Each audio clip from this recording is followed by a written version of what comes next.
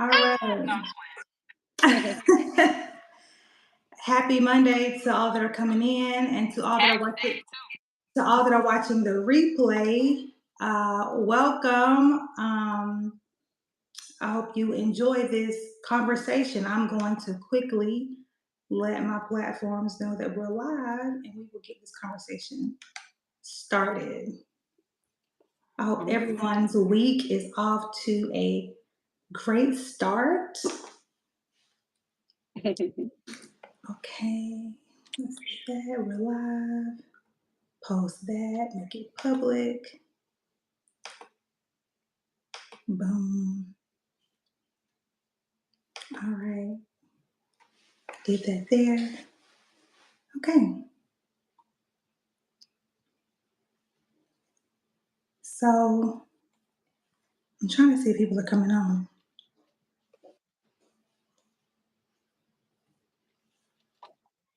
All right, all right. Hello, ladies. How you doing? Okay. Ooh, y'all, this vest is hot. It's fashionable. Oh, Jesus. Gotta make the sacrifice. I'm just gonna sweat it out here on camera with y'all. Okay. So, Robin Sherman is with us tonight to have this conversation about mother wounds and money management. As you may have seen in my post, April is Financial Literacy Month. So, we have a financial advisor here to discuss with us the intersection between mother wounds and financial literacy. Um, for those who may not know, I want to give a bit of context regarding what a mother wound is. I define a mother wound as an emotional injury caused by a generational deficit in the mother-child relationship that creates codependent, critical, and controlling behaviors, among a list of other long-lasting impacts. And it is often one of those childhood traumas that impacts every single aspect of our lives and gone unchecked can wreak havoc for decades upon decades. And it is my mission to um, bring awareness and light to those areas that are impacted and give us tools and resources to combat that wounding and create new uh, behaviors and new ways and new methods of navigating day to day life so that we can tap into the fullness of who we are and who God has intended us to be and live in abundance emotionally, mentally, financially, relationally, all the things. So, Robin, please, and you may recognize Robin. She and I had a conversation sometime back in my Healing from Mother Wound group, my private group on Facebook. If you're in that group, you've had the privilege of seeing her before. Well, she's here again to give us even more tools and great information. So, Robin, please tell us a little bit about yourself, who you are as a financial advisor. Thank you, Allison. Again, thank you for having me again. Is that an echo for me or y'all good? I'm good. Okay. Okay. Well, I'm happy to be here this evening. Again, I'm Robin Sherman. I am a licensed financial advisor. I used to work for a large credit card issuer for the past 10 years, and then they had a mass layoff, which, some people have shame around that, but I really think it was a blessing from God to actually, push me to where I needed to be in terms of my purpose and destiny. So that was a couple days before Mother's Day last year. What a gift. And then I decided that I never wanted to go back into the corporate world. I had given all that I wanted to give there and left there. And so I wanted to do something for myself. So I went into business for myself to do financial planning, financial education. And it's really like ministry for me, especially within our community. I'm very passionate about empowering people who are a little bit behind the eight ball, unfortunately. And it's just like easy work to see people's lives change, just with the conversation of creating a plan. So that's what I do every day. I'm a mom to a beautiful 4-year-old little girl that keeps me on my toes. And other than that, I just like to travel. And you didn't ask me all this, but that's it. Thank you for sharing. So, we had someone say there is an echo. It may be my fault because I don't have my AirPods in. That may be my fault. Let's Is it see. me? I hear something too. Oh, it's better. I don't know. Let's see. Let's see. I don't know what I got on. T- testing, testing, testing. Is it me? Is there an echo with me? It sounds better Oh, they though. are saying it's they are saying Oh, it's you. Can you guys let us know if you guys still hear it? Thank you, Elizabeth, for letting me know, and also thank you for reminding me that my phone is not on D and D. should I take my pods out? I don't know what to do. Let's wait and see what they say in the comments. Testing, testing, testing. It sounds better because I could hear it too when I was talking. You could, okay. Let's see.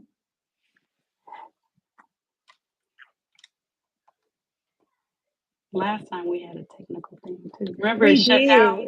did. Yeah.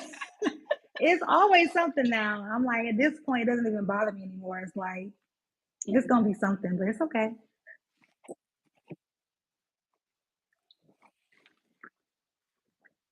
Is it good, ladies? Okay, perfect. We're good. Wonderful. All right. Well, thank you so much for letting us know a bit about your journey. And man, it's crazy what's going on, and it's crazy what's going on in corporate America regarding all of these mass layoffs. Hmm. I'm seeing it, across industries. As a matter of fact, just last Friday, 5% of my company was laid off. Wow, 5%.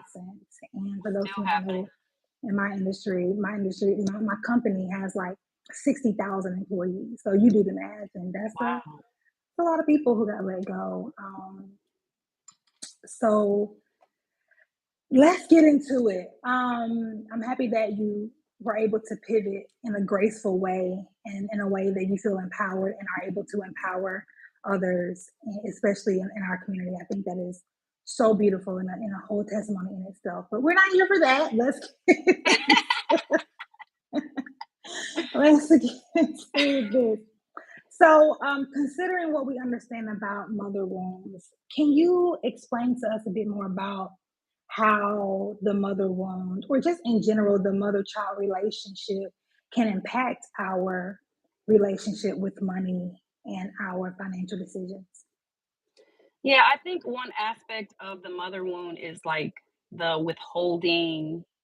There's a withholding of something. It could be love, attention. I think in terms of money, it's information.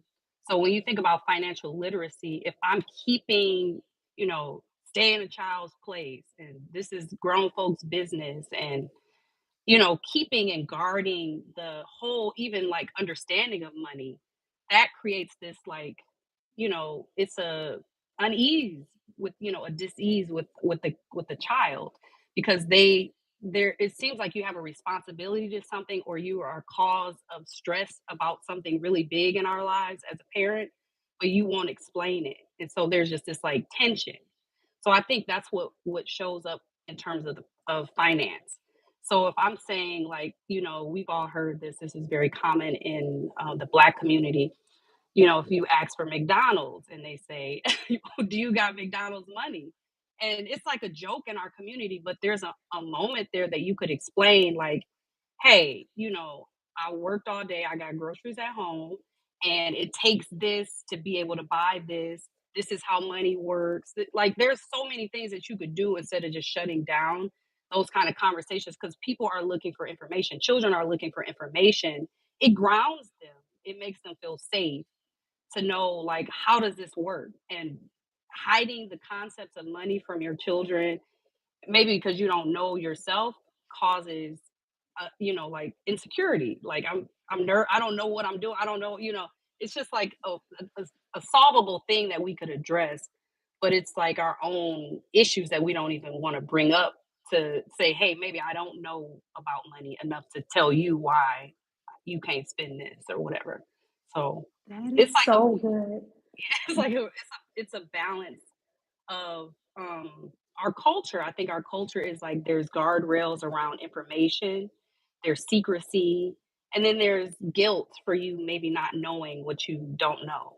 So that Or maybe all not ties having, or maybe not having what you want to have, and instead of being transparent and vulnerable, in. Yeah. like you say, we tend to shut down. That is so powerful what you're sharing, and I love that you said the a few keywords. One was insecurity, and another was like the uneasiness and the dis-ease a child can feel when conversations about money and finances come up. And that's what the mother wound does. The mother wound steals our voice, it takes away our power, it takes away our confidence, again, which tends to show up everywhere. And I see these regarding the joke you share, which is so common. A lot of like millennials are posting these memes now, like, yeah, I got McDonald's money now, and the underlying message is I am empowered now, Yeah. I've got I'm my taking voice my back now. yep. Yeah, yeah. When the truth is, those things could have been instilled much, much, much earlier. And it could have been even an invitation for parents to say, you know what, I don't know all about this, but let's figure it out together. Like, I want you're bringing something to me that is causing me to be a bit more defensive or maybe shut down, but this is Yep. actually an opportunity and an invitation to explore and be curious. And maybe we can both figure it out, and I can, get some additional skills and then pass them on to you. And, the whole legacy thing, right? Mhm. Where we pass down information and knowledge and resources. Um, so I think that's really a beautiful way that you explained the ways mother wounds can impact our relationship with money and finances. Are there any specific patterns or behaviors that come to mind related to the mother wound that you believe hinders our financial growth and stability? Yeah, I would say first shame. So again, we go back to that not understanding or not knowing or not having access to information, and then you feel shame when you are encountering your children if they ask you about something, if they ask for something and you don't have it, you working 2 and 3 jobs, they don't understand how, what it takes for them to get something. And so you feel shame and then you push that off onto the child, and then they may grow up to feel shame about what they do or do not have, and they're, watching the what's going on in the neighborhood, and now social media has created a whole nother beast of comparison that people battle daily. So shame, I think, is a huge one. That's an easy one to point out. People use money to cover up the things that they feel. So, to not feel that shame, you're going to just overextend or overspend or go out of your budget trying to keep up or do stuff like that. Another one I think is also controlling behaviors or, inflexibility. So you might punish yourself, which is just not right. I mean, it's just the extremes. So you Yeah, either can be very very tight with money, like to yeah, a fault, or you like you have a scarcity mindset, like I can't ever be flexible with myself in terms of spending because I might not ever get it, or it was so hard for me to get this, I can't do this, or you lack control. So it could be on both sides. You have no boundaries. If cousin boo boo asks for 100 last month, you're gonna give it this week because you can't say no because you think you have to please that person, or you earn love, or you feel needed. Like there's all these. It's just going in a spiral down all the yeah, whole list yeah, of things because you don't know, you don't have a sense of a plan for your own money, and so everybody could just dictate what you do with it, so you don't have any say in it. I think also a lack of accountability. You could put blinders on if this is something that's appeasing you, like like a substance or any other thing that you do to go, take over the pain that you might be feeling or whatever you're feeling, inadequacy or lack or low self-esteem. But the lack of accountability comes in saying, I don't know what's in my budget. It's coming out, whatever I want, It's like just cashing out. You doing whatever you want with your money. You don't check your accounts. You see debt coming in, and you have no accountability toward it because you feel like you're hopeless about what you can do with your finances. Um, it's like just honoring your own boundaries and just Mm. honoring your own will because you're just doing what what's on a whim. And then people who are not financially literate, they have no plan past today, or they have no plan past the immediate fulfillment of whatever they're trying to spend money on, or you don't have a long-term game, and there's consequences to not having that strategy. So yeah, you might feel fulfilled today that you got that latte and whatever. But down the road, you could have invested that money. Your whole life could look a lot different if you made longer term decisions instead of just feeling like feeling a quick emotional need.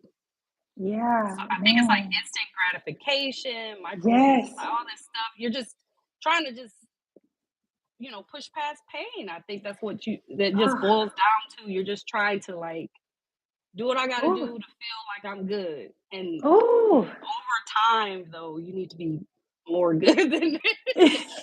Man, this is like gut punching me. It's so real. It's so true. Two major points, and this is good. It's the shame piece, which hinders us from experiencing all the levels of self love that we could and should be experiencing. And the piece about the instant gratification and not planning for the future is something very detrimental and self sabotaging about not planning for the future. Mhm. Um, um, and it is a fruit of our lack of self love. You know what I mean? It's like protecting yourself, honoring yourself looks like um, making decisions today that benefit us, Yep. tomorrow and next week and next year and the next decade. Not that we become obsessive with the future because that's not healthy either, but what you're speaking about, just us pushing past the pain. I believe so many of us can relate to that, because when we have these unhealed wounds, we're living our lives day to day just trying to manage the pain, and when we don't have the tools, we do whatever we can. So if we have, disposable income, we're going to use that to soothe our pain, or even if we don't, we get credit cards, you know, Yep. to escape the pain, to escape reality. For me, it was credit cards to travel. I love to travel. So it's like my 20s, let me just rack it up because I gotta escape my reality. And travel for me was a piece of peace. It was a small piece of peace. If I could just get away for this week or this weekend, let me just put everything behind me, whatever is back home or wherever I was, in Salt Lake, Nashville, wherever I was. When I Mhm. was on travel, it was like, I can just exist here without thinking about all that I am dealing with and all the, all the pain. Mhm. Um, so that's so good. And that shame piece, man, it when we are told by our parents, and not it's not always directly like, oh, you cost so much, but all of the things that we hear, Right. all the things that we hear parents say in regards to raising children and how costly it is and how sacrificial they have to live or you all have to live. I know oftentimes children internalize that as I am a burden. Yeah. And Um, I shrink down so I'm not taking away too much, or I'm not. It's right. that's a hard Yeah, so burden. because I'm a burden, now I have to shrink and now I have to prove my value. So let me Mhm. prove to you why you should love me and why you should like me and why you should care for me. Let me prove to you that I'm not a burden, so I won't say anything. Right. I could be experiencing so much pain, but you know what? You won't know it. All is well here. Let me overachieve in every other area because I don't Yep. want to be a burden. And as a matter of fact, I don't want to be a burden to my parents. And as a matter of fact, nobody else, because I now see how it feels to be considered a burden. So I'll make sure no one sees me like that. I'll become hyper independent. Yep. I won't ever ask for help. I will work my Mhm. tail to the bone before I ever ask for anything. And Exactly. this is a result of us being told indirectly, or as some have said, it was direct. It's a result of us being told we're a burden, but you are not a burden. Your Right. existence is not a burden. your friends are not burdened by you. The people who love you truly are not burdened by you. Mhm. And it is, I believe, the responsibility of parents to financially care for their children, of course, up to a certain age. Um, and yeah, and I believe there's a fine line. I believe it is very important for parents to be transparent. I do believe that. I also believe it can be in a way where it's not demeaning or belittling or, Right. taking away a child's power, independence, or, sense of self worth. And before I move on, because that does lead me into my next question, I want to say this too about money. I believe when it comes to childhood neglect, I know, in my case, I had the privilege to be, raised in an economically abundant household. We didn't Mhm. struggle for anything. I didn't have any financial wants. Everything was given to us, so we didn't have to work. None of that stuff. We were provided for it. But what also can be wounding is when there is an overcompensation financially when there's something lacking emotionally. And we can Mm. also use money as a tool to buy someone's love Yeah, and like affection, or it's like, well, since I can't do this, let me do that, instead of, and it's just like, thank you, I appreciate that. I appreciate the things. I mhm. appreciate these material possessions. I appreciate, It's just a the substitute it's a for what. substitute because Yeah. because what I really want is attention and affection Yeah. and care and consideration and a Right. non-judgmental listening ear.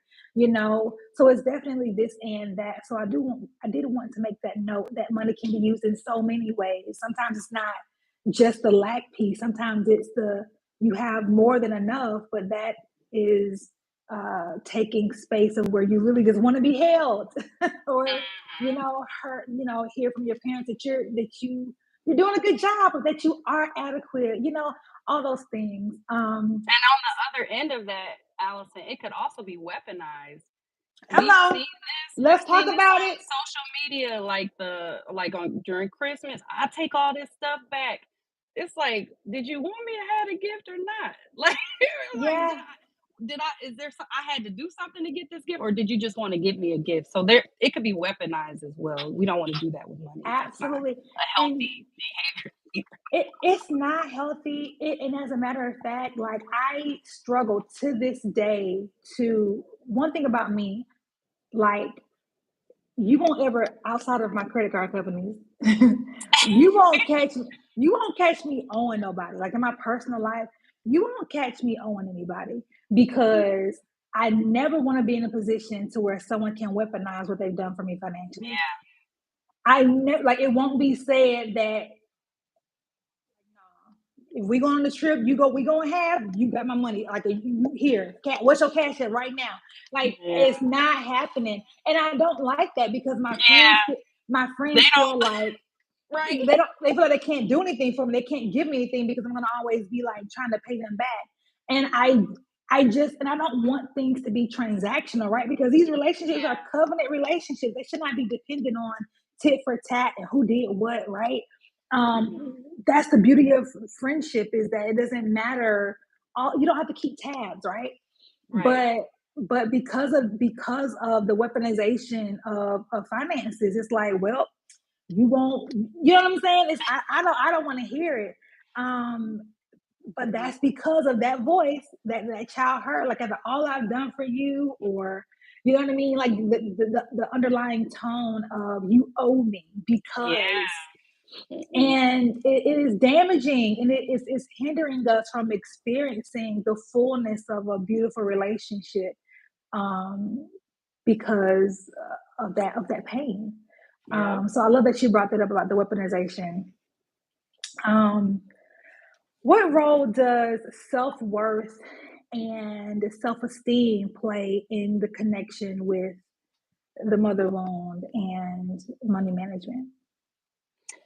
I think it ties into like the feeling that you've done something wrong, or you are a failure, or if you don't have it all together financially, or if you don't know these concepts, um, it makes you you also could be like, oh, nobody cares about me, so this is why I'm spending. It just spirals, I think. And if your self worth is tied into what you have or what you don't have, then you're always going to be like chasing something or feeling that lack. And there's no that you're instead you're just there. There's a lack of compassion for yourself.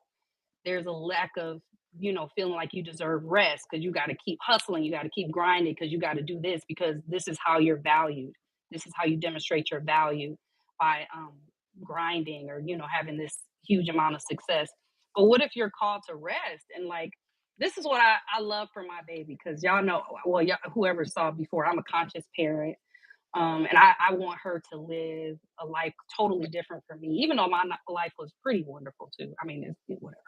But I want her to be like set. And people are like, what do you mean by that? I'm a financial advisor. My daughter has been invested in accounts since she was a month old, and she's going to have an extreme amount of wealth. And I'm not bragging on this. It's just the fact Brag, brag.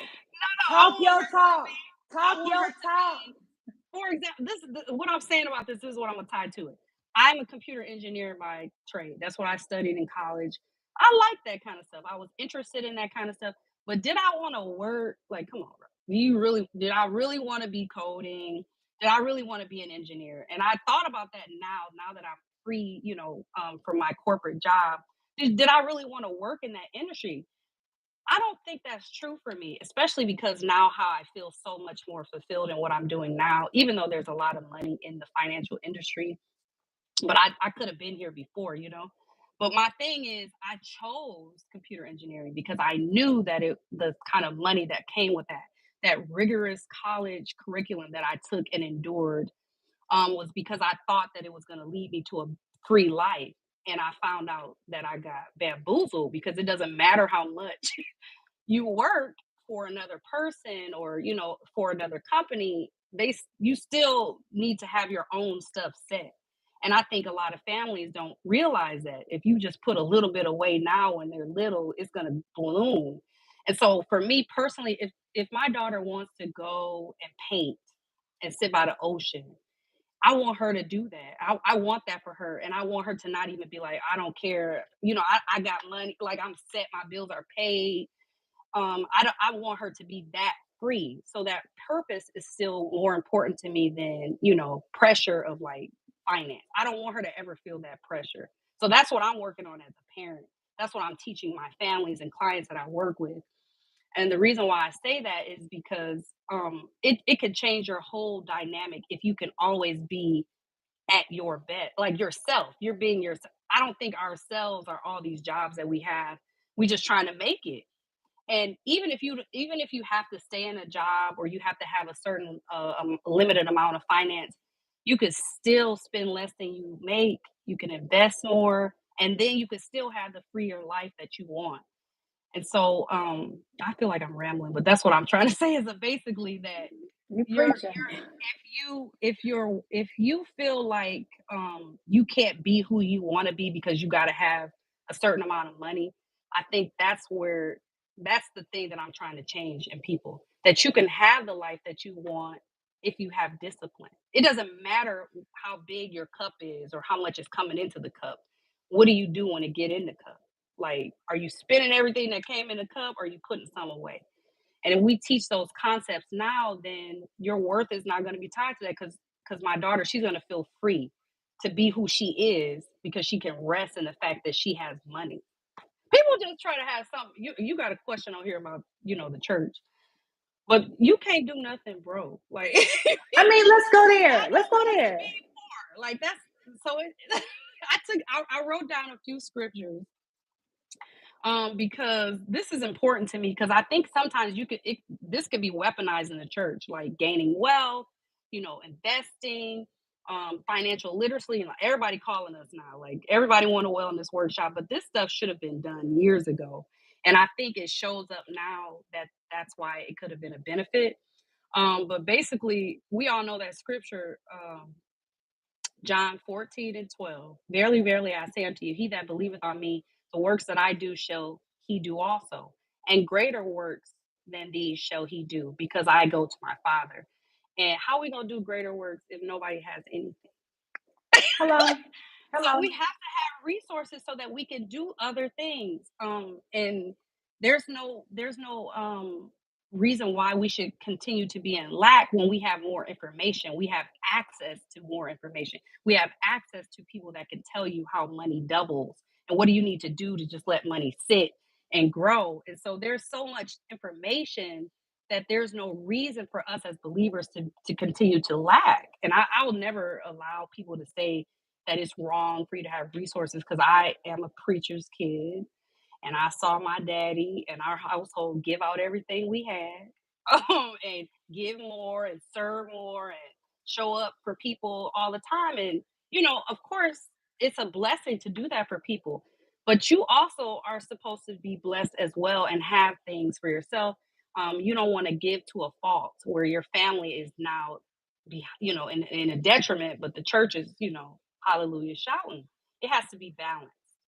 Um, I'm going everywhere. It has to be. No, you are preaching. You are preaching. It has to be balanced. I want to go back to what you said, purpose over pressure. I think that's so beautiful. Yeah. So many of us take on this identity of what we do when the truth is most of us do what we do only because it is a means of survival. That's Hmm. it. It may be a cool job, but ultimately we're doing it for the money because we have Yeah. to survive. And if Yes. that was a burden that was lifted, we could be so much freer to do, to go, to be, have time freedom, money freedom, location freedom. That those are the things that we, especially our generation, because our status symbols are different, right? Our Yeah. we want to go when we want to go, to be Hmm. wherever we want to be, when we want to be there. So I love that you're setting up your daughter in this way. I think that is so beautiful. And that is legacy. That is how to create new patterns of generational wealth, not just the money piece, but that speaks to so many other things too. That your daughter won't have to have this superwoman syndrome where she's feeling the need to grind all the time, which leads to stress. And we know that chronic stress leads to sickness. And we know, what I'm saying? Like this impacts so much. So I love that. I think that is incredible of what you're doing with your daughter.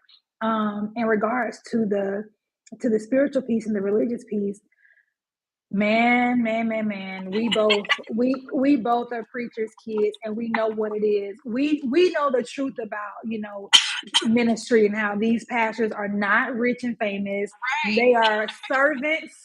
They are Yeah. servants who are giving their all to make Hmm. sure their ministries stay afloat. And sometimes to a fault, sometimes to the household's own detriment, and I believe that it is a spiritual law, period, that we reap what we sow. That's just a law in nature. When you give, you get. That is just a law in Right. nature. So I will always hold generosity as a value, as a core value, period. Generosity Hmm. in time, resources, all the things, right? With that said, I agree with what you're talking about. And I believe that it is our responsibility as individuals to seek knowledge. We can't, let me be careful. Churches should be taking care of this, right? But what I'm trying to say is so many of us hold the beliefs we do about finances because the only information we've received is from the church. That's so true. Yeah. And oftentimes, I'm okay with stirring the pot, but I don't want to stir it too much. I'm trying to be careful here. Uh, Oftentimes, we have, more times than not, we have been conditioned to give more than we've been taught to let things sit. Because you mentioned, how there's power in letting your money sit and invest and things like that. We're taught to give everything, Hmm. give it all away. And Yeah. again, that is a biblical principle. That is a Christ-like behavior. But we cannot, should not ever be in a position where we're depending on miracles to pay our bills. We're Right. depending on miracles to get us by through emergencies. Like we should have certain things, certain fundamental foundational things taken care of before we become extra generous. And I've been convicted about this in my own life. Like how am I giving this amount all the time to this organization, that organization, but I don't see that reflected in my own accounts. Hmm. You know what I'm saying? It's just like I'm prioritize my priorities are messed up. Let me scale back a bit. So I would love to know your thoughts on that. And because this is still connected to the mother wound, because a lot of us, specifically those who follow my platform, have Black mothers who raised them in extremely religious environments. And the Hmm. mother wound and religious trauma are so close. they're so closely, they're so closely related. So I think this is important to this conversation.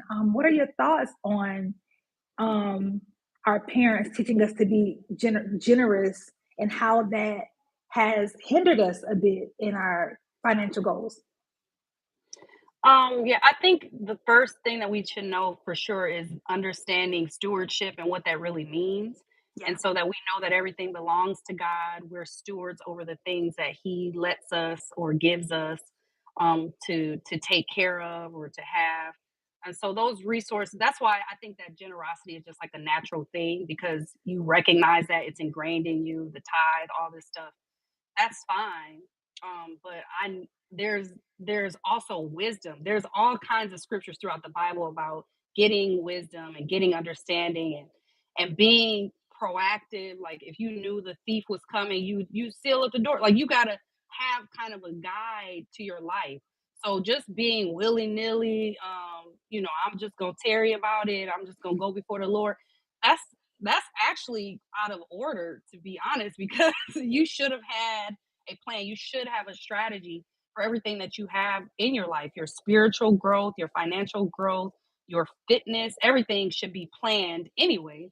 So why not take into consideration this action? And I think it's actually it limits your giving because if you don't have a strategy, you are pulling from a place of desperation or like a lack of planning. And so that makes you just, you'll have it here, you have it there, but you don't have a long-term strategy. You want to get to a point eventually where you are making a huge kingdom impact. And how can that happen when you're all the time trying to put pennies together and piece together your life to be able to live? You have never gotten over this hump to where you have now a strong foundation that you can really actually pull from. Like you're supposed to be, we've been putting seeds down. Lord, we've been planting seeds for so long. Where is the harvest? And is Huh? there an expectation for this harvest, or are we just still just going to be planting seeds, generation after generation, plant seeds? Nobody has a harvest to then now feed all these people and all this stuff that we're trying to do and accomplish. It has to start springing up at some point. But if you don't have that planned out, it's not going to work. It's never going to work. And I think it's interesting, like, um, give your last. It's gonna come back. Okay. I ain't gonna get in trouble. Praise the Lord, saints. But like, Don't y'all do that. Hey, don't you give your light bill money to these people. Don't do it. and I'm gonna say here, all my recommendations are generic. There's not a specific recommendation being made, so FINRA don't come after me. But you spend less. I always say this. That's the concepts of money. Spend less than you have. Invest early. I mean, as soon as you get some money, you invest it, and you don't have to wait for a big amount. You can start with $25. So I'm not a proponent of giving all of your last, even though I know the Lord has, blessed me with miracles in my life financially. I don't think it's tied to me, being in complete desperation and lack. Like I think it can still come from a place of abundance. Like, why does that scripture in the Bible that we can have life more abundantly if that's not true? If we're always, just trying to make it, I totally disagree with that being what God wants for us. That's not true. He wants us to have an abundant life and he wants us to be wise with our money. So that's what we have to do. I love this so much. Um, you can't recommend that. I can't recommend. I'm not no advisor. I'm telling y'all, don't y'all get y'all like bill money, y'all mortgage money, y'all rent money. And I say that because, like she said, I can sit here for the next 2 hours and talk about the miracles, financial miracles that I've experienced specifically in the last 4 years because God got it like that, you know. Um, but again, we have to prioritize wisdom. And how this relates to the mother wound is codependency. We can't be Yeah. so dependent on what my pastor said, or the evangelist or the revivalist said, or the guest prophet said, you know. And it's like, right, but you hear the voice of the Lord yourself. You Yeah. have that Bible yourself. So that's how this connects. We have to gain healing the mother wound gives us our power back, our voice back, our independence back, and interdependence, our confidence back, where we can make wise decisions and trust ourselves to make wise decisions. We again, like I said, it's codependency. We can't trust other voices more than our own and more than the God that lives and dwells within us. Um, so all that you said is so powerful and so spot on, and this is amazing. To give us some tools, some healing tools. In what ways can healing the mother wound improve our mindset towards money and our overall financial literacy and wealth management? I think one parallel that you can easily draw is like trusting yourself. Like that is huge. Um, I just feel like that empowers you so much. If you can trust your decisions, you can trust that whatever plan you might have set out financially is going to work, it's going to get you to your goals. You feel better, you feel that confidence, and you feel like the decisions you are making are not reactive, like you're in the moment, you're present, and you're able to actually think through stuff without, all this other stuff swirling in your head. So I feel like trust is a huge grounding thing. It's what was stolen from you before because you weren't given information, you were disoriented by not being able to hear the total story about finance. So that I think is a big root that would have to you that would be the foundation of healing this wound. I think also moving from like chaos and quicksand, like you don't know what to do. Like, I don't know what to start with, or should I do this? She said, save, spend, like, so you bring somebody in. Like, I think we all have a care team. Therapy. I went every twice a month, baby. So you have health care, you have your mental health care, your spiritual care. You need financial care. There are people that you could add to your toolbox that will empower you in this area. They know what to say, they know how to guide you in this area. So you don't have to feel alone. So that's an empowerment piece, which also builds your trust in yourself. You're making decisions, you're partner with somebody who has that wisdom, that strengthens your success and your outcomes. Um, I feel like it'll empower you to create and establish boundaries with yourself, with others, because you know more. You're like, girl, if I keep on giving you all this money, I'm not gonna have the house that I've been trying to go for 10 years. Or I'm okay with missing out on this girls trip because I have a bigger plan that I'm targeting, and it's just for a season. Like just having a longer term view, that's the whole concept of money. Like it's a long game. I don't even know how to explain that. It's just a long game. So feeling able to sit and be able to rest in that, like my money is gonna work for me if I just leave it alone, or if I just get some discipline around me. And I want to say that again, rest. I think that's a huge part of this too. Like you can feel more secure, and you can feel li- like you're not being pulled because first of all, if you are spending less, even if you don't make any more money, if you're spending less, you feel less stress because you have like a little bit more cushion. So just that alone should make people feel like, man, I can do that because it Yeah, really does take a load off if you don't have all that pressure on you. yes. So I would say the biggest thing is trust. You get to trust yourself. You get to believe that your voice is real about what you're thinking about money. You could bring someone with you to make you strong in that area, and then you have your foundation, you're back, like you're Yeah. grounded again. That's beautiful. That's beautiful. And I love how all of what you said aligns with healing the mother bone and the benefits of it just in general, because these are things that I share with my clients, the benefits of healing the mother bone. You're going to gain self acceptance and confidence and self trust, and these things are so powerful.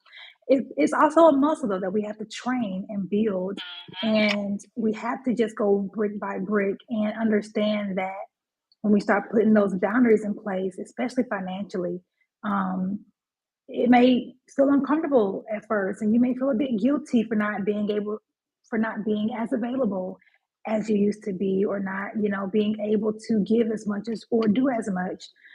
But the more you choose you, the more you're gonna be like, you know what, this feels good.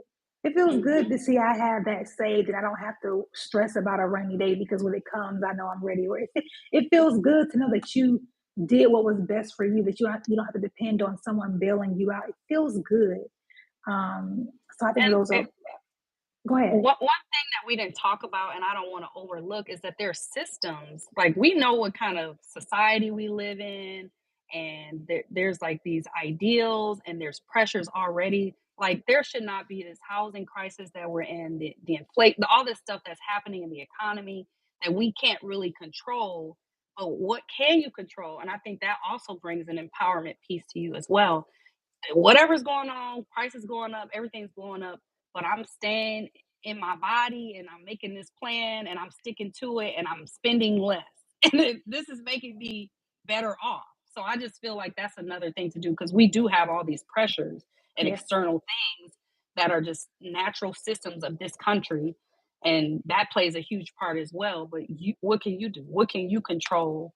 What can you make sure that you're standing on business about? I never say that. I don't know why I just said that, but that's what That's so real though, because what the I mother say. bone does is it takes us outside of ourselves and places Oh our focus on everything around us. We try to fix other people, fix people's problems, focus on other things, but choosing to stand firm and stand on business regarding our own business, it secures us in our self-love and choosing me like, you know what? I can't control these systems. I can't control capitalism. I can't control these industries. I can't control gas prices. I can't control rent prices. I cannot control it. But what I can control is what's in front of me, what's in my account, what's in my brain, what I decide to do with my money that I worked hard for. So that is so right. Mhm. powerful. And I love this comment that someone said is that boundaries are hard enough, but having financial boundaries is when you know you're becoming better. I love That's that. I huge. love that. Yes. This is healing.